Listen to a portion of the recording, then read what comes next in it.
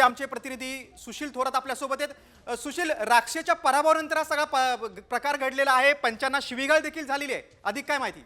निश्चितच या ठिकाणी जर आपण पाहिलं तर आता पृथ्वीराज मोहोळ आणि शिवराज राक्षे यांची जी अंतिम कुस्ती होती ती कुस्ती झाली. एका मिनिटातच पृथ्वीराज मोहोळ याला विजय घोषित करण्यात आलं. त्यामुळं कुठेतरी शिवराज राक्षेला याबाबत या पंचाचा निर्णय अमान्य असल्यामुळे त्यांनी मैदान सोडलेलं नाही आणि त्यामध्येच शिवराज राक्षे यांचे समर्थक त्या ठिकाणी आले आणि एकच या ठिकाणी गोंधळ सुरू झालेला आहे. शिवराज राक्षे यांनी पंचांना लाथ मारली असं या ठिकाणी बोललं जात आहे. त्यामुळे पोलिसांनी मध्यस्थी करून शिवराज राक्षेला बाजूला घेतलं होतं. मात्र या ठिकाणी जर पाहिलं तर शिवराज राक्षे आणि महेंद्र गायकवाड यांचे समर्थक आमने सामने आल्यामुळे काही वेळ तणावाची परिस्थिती झाली होती. मात्र पोलिसांनी आणि पंचांनी मध्यस्थ करत पुन्हा जी परिस्थिती निवडलेली आहे, शिवराज राक्षे पुन्हा आता या ठिकाणी मैदानात येताना दिसतोय आपल्याला. मात्र पंचांचा निर्णय अंतिम राहील असं वारंवार सांगितलं जात आहे. त्यामुळे आता ही कुस्ती पुन्हा होणार का, पृथ्वीराज मोहोळ याला विजय घोषित करणार याबाबत अजूनही प्रश्नचिन्हच आहे.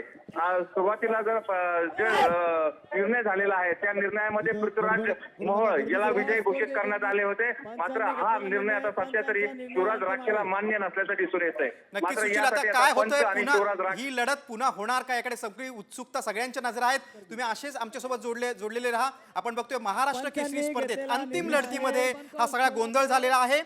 पुण्याचा पृथ्वीराज मोहोळ आणि नांदेडचा शिवराज राक्षे अशी लढत झाली. त्यात शिवराज राक्षेचा पराभव झाला आणि पंचांचा निर्णय राक्षेला मान्य नव्हता आणि त्यांनी पंचाला लाथ मारली आणि शिवीगाळ देखील केली.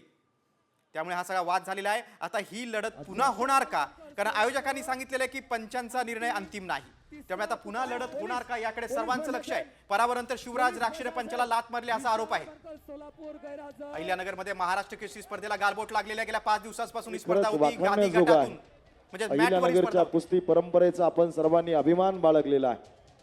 त्याबद्दल खरं तुम्हा सगळ्यांचे मनपूर्वक आभार आणि शब्द सुमनांनी आमदार संग्राम भैया जगताप यांच्या वतीने हार्दिक स्वागत. कुस्ती म्हणजे या महाराष्ट्राच्या मातीची ओळख आहे. अत्यंत सन्मानपूर्वक, विनम्रतापूर्वक महाराष्ट्रातल्या अनेक दिग्गज मल्लांनी देशाच्या बाहेरची कुस्ती गाजवलेली आहे. डबल महाराष्ट्र केसरी शिवराज राक्षे संतापला आणि त्यांनी पंचाला लाथ मारली असा आरोप होतोय. शिवराज राक्षेचा पराभव झाला. पुण्याच्या मोहोळनी त्याचा पराभव केला आणि तो पराभव आपला मान्य नाही असं म्हणत त्यांनी पंचाशी हुज्जत घातली, शिवीगाळ केली, पंचाला लाथ मारली असा देखील आरोप होतोय. आता ही स्पर्धा किंवा ही शेवटची जी लढत होती, अंतिम लढत पुन्हा होणार का याकडे सर्वांचं लक्ष आहे.